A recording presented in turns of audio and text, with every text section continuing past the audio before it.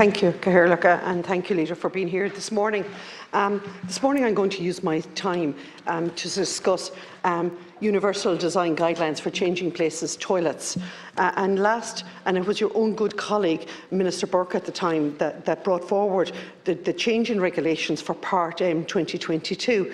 And the changing of the regulations for Part M 2022 was to ensure that all of our local authorities would be in a position to make their public buildings more accessible, more inclusive, particularly when it comes to changing spaces. And on top of that then, the Centre of Excellence and Universal Design, the NDA, actually produced guidelines to work with the legislative piece of it. And the whole piece around it was good practice around choosing the location, good practice with the provision of design of changing places, and good practice with managing and maintaining it.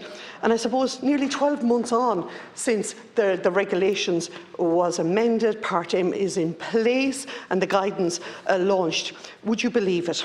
9 out of the 32 local authorities only have change-in-place toilets that are actually for an older person's standard.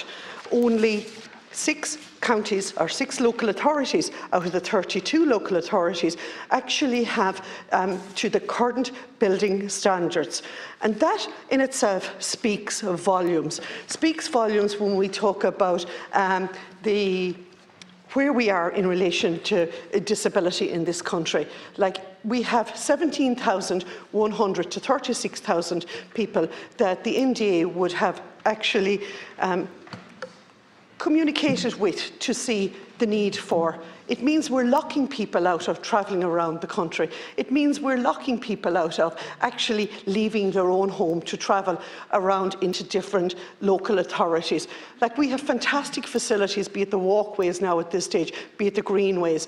But if you cannot have access for the basic need of actually a toilet, and a proper changing place that meets the Part M, which is the legislation, but the guidance along with it as to what is it. It has to have a hoist, it has to have larger bins. It also has to have a tracking system, and it also has to have a screen or a curtain for dignity. But most importantly, it's space.